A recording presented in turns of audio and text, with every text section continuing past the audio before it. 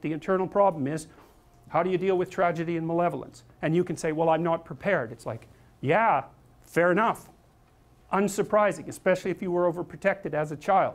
It's not a good idea to overprotect your kids, because the snakes are going to come into the garden no matter what you do. And so then you, instead of trying to keep the damn snakes away, what you do is you arm your child with something that can help them chop them into pieces and make the world out of them. So that the trick for human thriving in the face of suffering and malevolence is strength, not protection. It's a completely different idea. We also know this clinically. We know, for example, that if you treat people with exposure therapy for agoraphobia, which is, roughly speaking, the fear of chaos, I would say, the fear of everything, you don't make them less afraid. You make them braver. It's not the same thing. Because with an agoraphobic, see, what happens to them is the fall. They never conceptualize death and suffering. They're naive, right? It never enters the theater of their imagination, and it's because they're protected from it. But then something happens. This often happens to women in their 40s, because they're the people most likely to develop agoraphobia.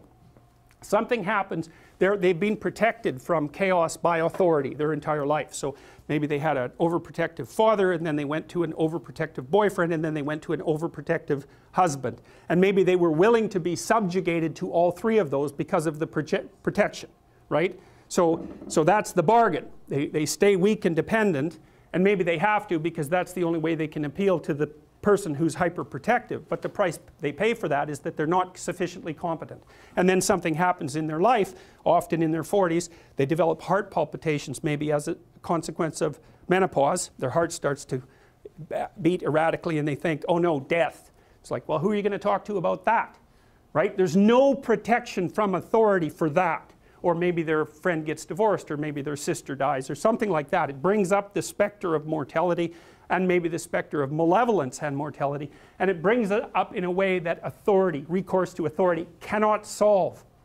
And so then they have panic attacks. What happens? They go out, they get afraid, they feel their heart beating, then they get afraid of their heart beating because they think, oh no, I'm going to die, and they think, oh no, I'm going to die, and I'm going to make a fool of myself while I'm doing it and attract a lot of attention. So the two big fears come up: mortality and social judgment. And then they have a panic attack. It's like fight or flight's gone out of control. Very, very unpleasant. Then they start to avoid the places they've had a panic attack. Then they end up not being able to go anywhere. So then Tiamat has come back, right? A huge monster, a little victim. And so what do you do with them? Well, there's no saying, no, there's no Tiamat. That's done, right? Their naivety is over. They've had a direct contact with the threat of mortality and social judgment. They've met the terrible mother, and they've met the terrible father. And there's no going back. There's no saying, oh, the world is safe. It's not safe. Not at all. It's not safe. The fact that you think it's safe means that you were living in an unconscious bubble that was sort of provided to you by your culture. It's a gift. And now that's been shattered. And so now what do you do? Well, the answer is you retreat until you're in your house and there's nowhere you can go. You're the ultimate frozen rabbit, right? And your life is hell because you can't function. The alternative is, let's take apart the things you're afraid of. Let's expose you to them, carefully and programmatically. And then you'll learn that you're actually tougher than you think. You never knew that. And maybe you didn't want to take on the responsibility because, people play a role in their own demise, so to speak. When you had opportunity to go out and explore or withdraw because you were afraid, you chose to withdraw because you were afraid. So it's not only that you were overprotected often, it's that you were willing to take advantage of the fact that you were overprotected and run back there whenever you had the opportunity. So maybe you're a kid in the playground, right, and you're having some trouble with other kids, and in the back of your mind, I should deal with this myself, but you go and tell your mom and get her to intervene. And you know that that's not right. You know that you're breaking the social contract, but it's easier, and so that's what you do. You run off to an authority figure and hide behind the Great Father, right, roughly speaking. Well, the problem with that is you don't learn how to do it yourself. So then you have to relearn it painfully when you're 40. So then you take people out. You say, well, what are you afraid of? Rank it from 1 to 10. So 10 is, we'll make a list of 10 things you're afraid of.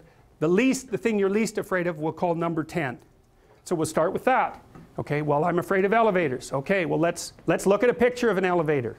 Let's have you imagine being in an elevator. Let's go out to an elevator and let you watch the terrible jaws of death open, because that's how you're responding to it symbolically, right? And you're going to do that at the closest proximity you can manage.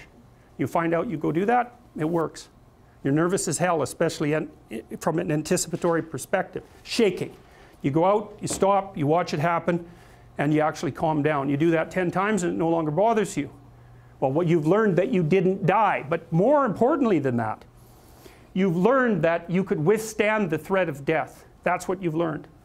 And then you move a little closer, and then you move a little closer, and then you move a little closer, and finally you're back in what's no longer the elevator from a symbolic perspective. It's a tomb, right? It's a place of enclosure and isolation. And you learn, turns out I can withstand that. And then you're much more together, much more confident. And that's often one of the things that often happens in situations like that. I've seen this multiple times, is that if you run someone through an exposure training process like that and toughen them up, they'll often start standing up to people around them in a way they never did before, because they wouldn't stand up for themselves before, because they weren't willing to undermine the protection. See, if you're protecting me, I can't bother you, because I can't afford to forsake your protection. So if I'm going to play that game, I'm going to hide behind you, then I can't challenge you. So that's no good, because that's sometimes why people, you see this with guys very frequently, they're still deathly afraid of their father's judgment when they're in their 30s or 40s. It's like, well, why? No, because they still want to believe that there's someone out there that knows.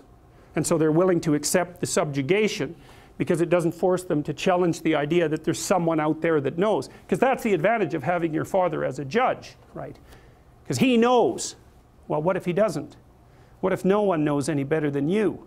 Well, that's a rough thing. You don't, until you realize that, you're not an adult, right? That's really technically the point of realization of adulthood, is that no one actually knows what you should do more than you do.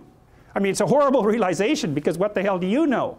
It's a terrible realization, and people will often pick slavery, permanent slavery, to the spirit of the Great Father, let's say, over that realization, and it's completely understandable. But the problem with it is that there's more to you than you think, and so if you continue to hide behind that figure, then you never have a chance to understand that there's more to you than you think, far more to you than you think. Maybe there's enough to you so that you can actually withstand the threat of mortality without collapsing. Maybe even withstand the threat of malevolence without collapsing.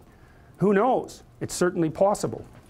And it's not an abstract question. It's exactly the sort of question that you address in the psychotherapeutic process. It's always the question that you address. And the answer is often in the affirmative, because people can get unbelievably tough.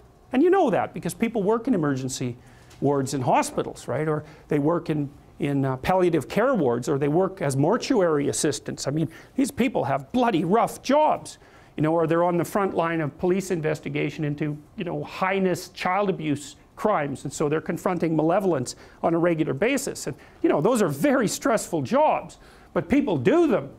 And some people do them without even being damaged by them, although that's a harder thing, because you can see horrible things, you know, things you'll never forget.